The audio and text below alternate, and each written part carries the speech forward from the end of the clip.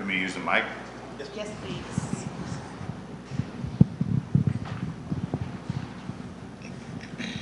Well, welcome back. It's been a bit since we've seen you. How are you doing? Really good. I got my neck fixed, so that's why I've been out for a little while. I had like C5 through C7 discs replaced. So What was that like? it was pretty nerve-wracking. I'd postponed for a long time just because that's an invasive surgery. It's a spinal surgery. I had one fight left in my contract, and I was like, do I fight it out or do I get this fixed? And after the Matt Brown fight, I was like, dude, I need to get this fixed. So I scheduled it. I went in, I got it fixed, and I just didn't okay, all bets off. Like, okay, well, we'll see what happens. And it's like post-op, like 10 minutes, I felt incredible. And I'm talking like 10 minutes after I woke up post-surgery, I was like, oh my gosh, my neck is fixed. Went through therapy, did all the stuff, waited the allotted amount of time to where I could start to, make contact and increase my training. And then I did like kind of like a 6-week fight camp, like trial, cut weight, sparring, wrestling, grappling, live stuff, like hard lifting, hard training, and I felt fantastic. So I called the matchmaker and was like, hey, I think I can fight in April. That's enough time for this thing to heal properly. I feel really good.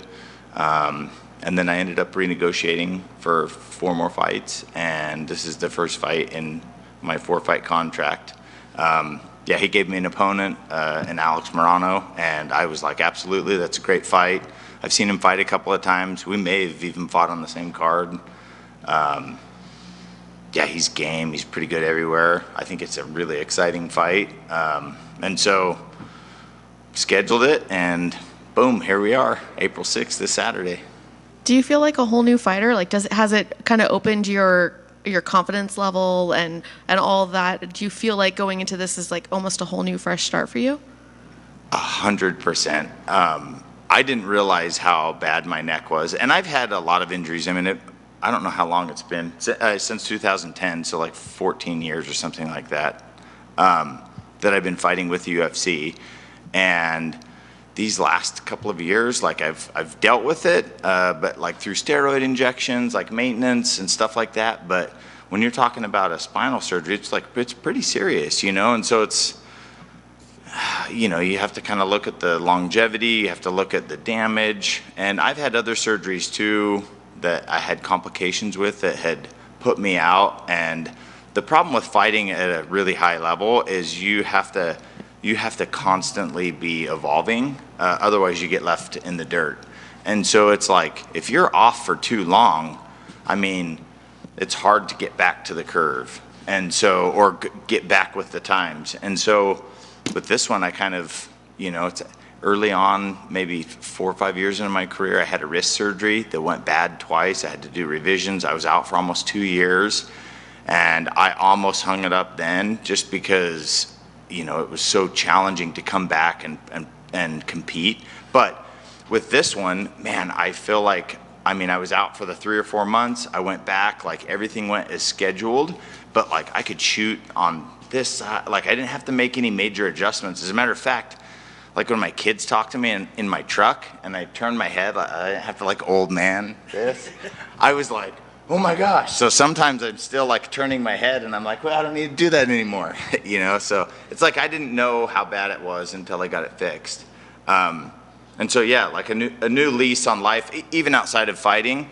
But in the gym, man, I feel great, with live rounds, so it's like definitely a little bit more confidence. And then also too, like it kind of eases some of the burden of like, I don't want to get done and be like, oh, I should have stopped earlier because of this injury. And so, I don't know, confidence is good, like quality of life is really good. And then, so I'm in a good spot mentally and physically. And man, the desire to prepare, like, has not left. Like, man, I put like 57 practices in for this, you know what I mean? It's like the desire was there, the determination. You know, there's some times where practices like didn't work out, but I still made it happen, and I still, you know, so it's like that is still there. And outside of that, when it's time to go, like, I'll be fucking ready. So it's good. And we just talked at length about all the positives, but is there even a little bit of you that's worried that, oh my gosh, I may have spent all this time fixing this and I could go in there and injure it in 4 seconds?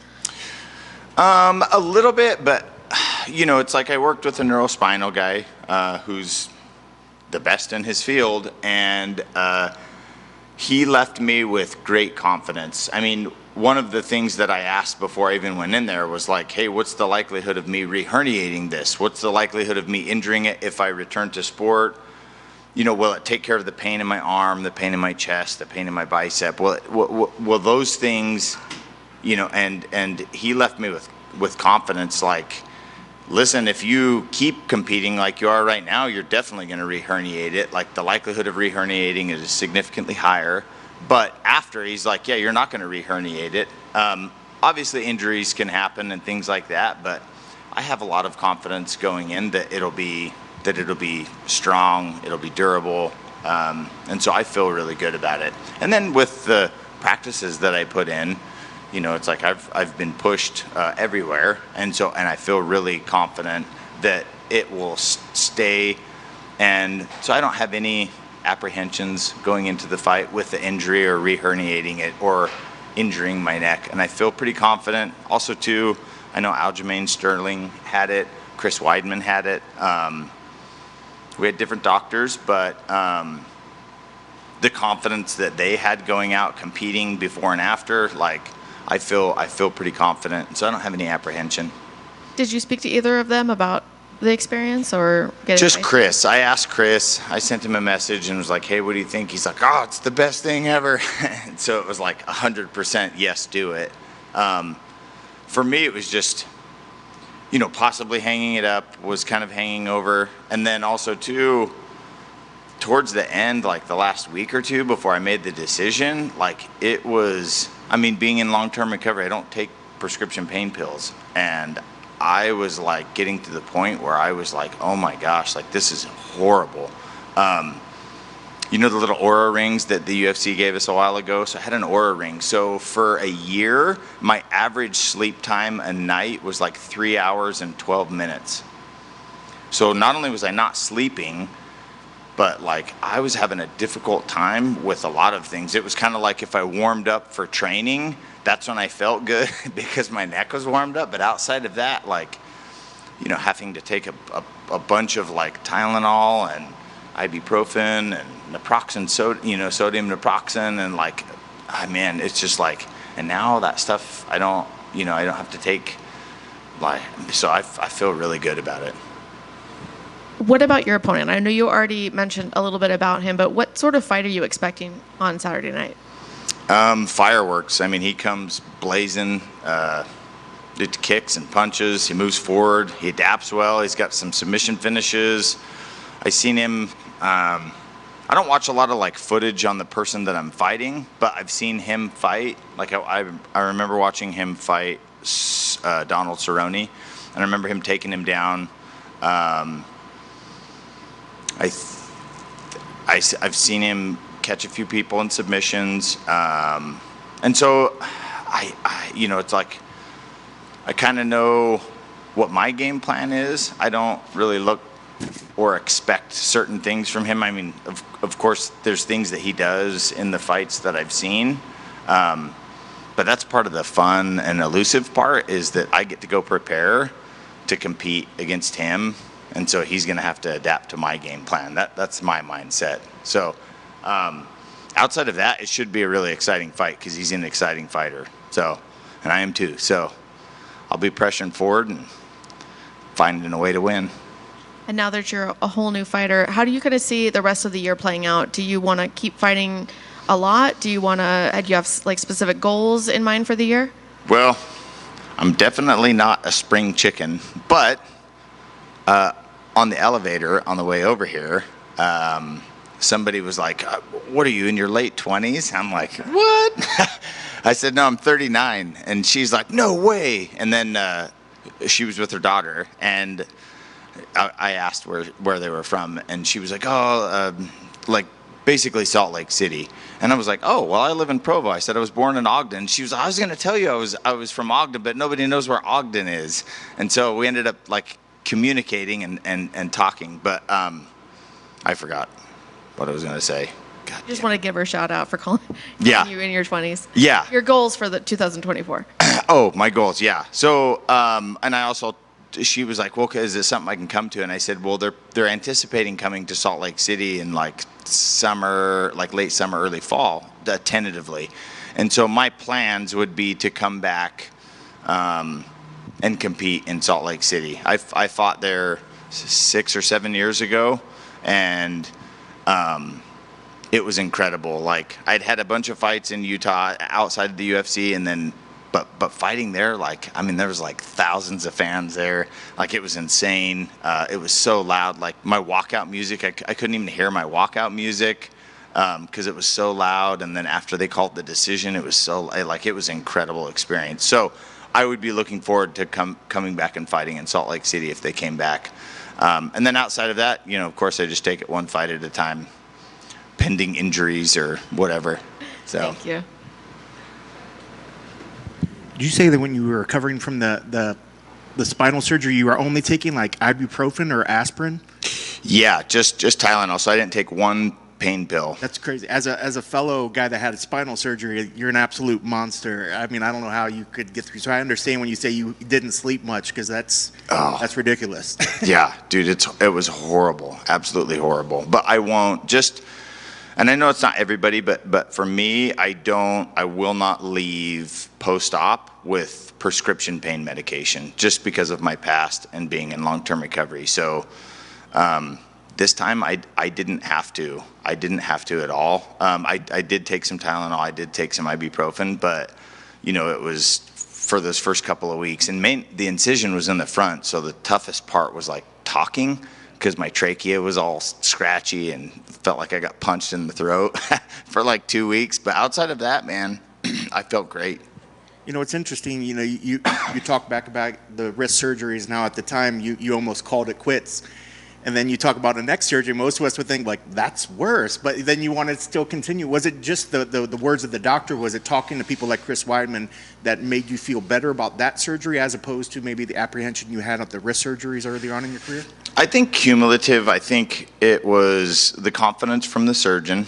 I think it was confidence from other, like, fellow fighters. And then on top of it, how I felt. Like, ultimately, it was how I felt. And so after going through the therapy and doing all the strength training and mobility stuff, and then coming back, like, I have an incredible team, Agima Jiu-Jitsu and MMA in Provo, Utah. Like, I have students, I have athletes, I have just regular people. And, you know, my coaches, like Marco Sanchez, he's a fellow teammate and training partner. I have great teammates and teamwork, and it's like the confidence from training and how I felt was kind of my ultimate determining factor. And then outside of that, the confidence from the doctor and from, like, Chris. You know, it's like he said he felt great. He's like, man, I got back to it. I've been wrestling. You know, and so I'm just like, okay, you know what? I think it helped with all of them. Yeah. And you said you put in roughly, and I'm sure you could have just been spitballing a number. You said you put in 57 practices. Yeah. I don't know how long the fight week camp, because I know a lot of times fighters say 8 weeks. Mm-hmm. That's every day, you know. So how long was this, and how often were you able to? And is that different amount than what you would do in the past? So I try to really pick it up 6 weeks out. But one thing that I do that I think has helped me maintain is that I do between 6 and 9 practices a week, even when I'm not training for a fight.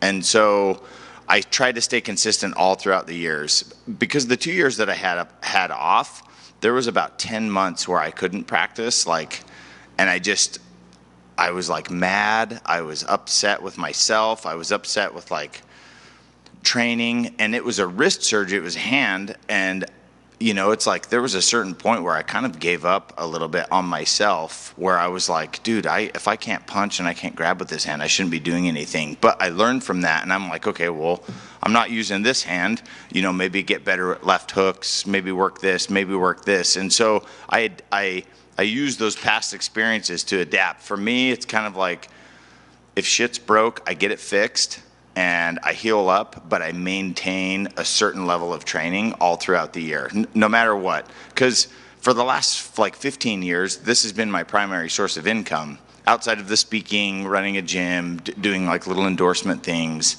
the McGee project stuff, like speaking. And so it's kind of like I had to put this first. So I just made sure that no matter what, I put in 6 to 9 practices a week. And so for me, I found out, I think it was 10 or 11 weeks or 12 weeks before, but I don't think we got the deal done until 8 or 9 weeks before. But I just was like, okay, well, he's looking for a fight.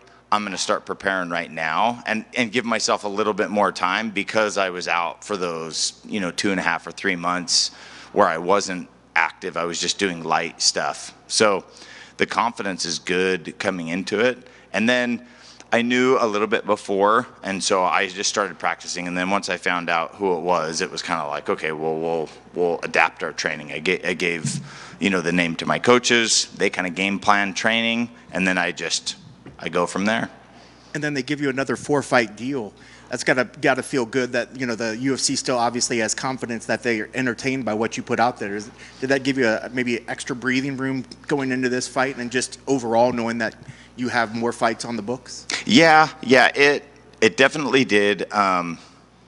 It's like a breath of fresh air, and then it's like, oh, you need to commit yourself for the next 2 years. So it's like kind of a double-edged sword.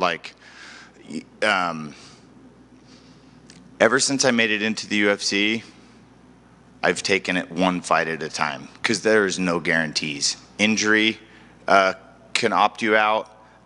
Sometimes the pressure can take you out, and then sometimes the UFC can take you out, or opponents can take you out. So there's lots coming against you. So it's kind of like my whole career, I've tried to stay in the moment, stay in today, and then focus on, obviously your next fight is your most important fight. It does give you a little bit of breathing room knowing that you renegotiated and you do have, a set number of fights. But also, too, it's like you're never guaranteed those fights.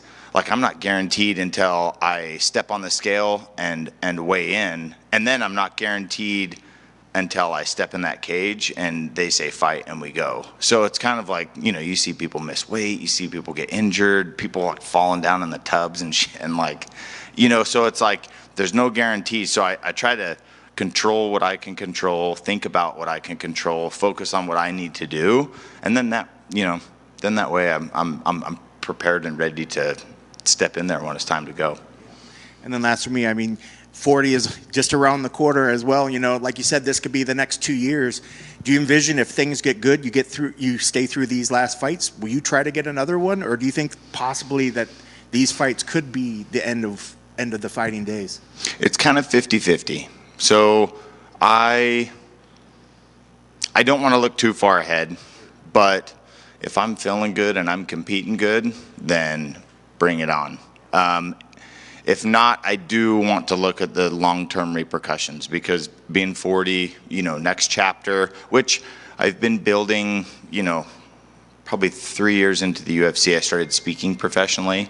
And so outside of that, it's kind of like, okay, what's my next route?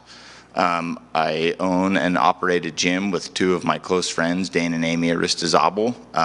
And so outside of that, I don't want to put too much stock in looking too far ahead. But hey, if I feel good, I'm going to keep going. And I know I said that was going to be the last one, but you did bring up the speaking thing. I'm sorry, I don't know this. How is the Court McGee project still going well? Yes, last year we spoke all over the country. We went to New Jersey, we went to New Mexico. So I speak to youth, young adults, juvenile justice, like youth detention, youth corrections, high schools, middle schools, open to the public, but it's all recovery related. And then the the McGee Project has a few things that implements the ability to help youth and young adults that come forward that need help with recovery. And yeah, it's a 501c3 nonprofit, the McGee Project. So you can go on and check us out. You can book us to speak. I kind of limit it to about 15 to 20 a year tops, so that I can still maintain my training schedule, operate my gym. But my why is carrying the message to people who struggle. And so that gives me the motivation to show up and give Alex Morano my fucking best. That gives me the motivation to show up to my son's wrestling practices, to coach the high school wrestling that I coach at Mountain View High School. That gives me the drive and motivation to work with athletes that come into my gym that want to compete, because I can share my story with them. So it's my motivating factor in everything that I do. And the most important thing in my life is my recovery. I wouldn't have my wife. I wouldn't have my kids. I wouldn't have a 14-year career in the UFC. I wouldn't have the friendships or relationships that I had not got sober April 16th, 2006. So if I stay sober for another couple of weeks, God willing, on April 16th, I'll have 18 years of continuous sobriety. That's incredible. Congratulations. I look forward Thanks, to it. man. Good? Thank you.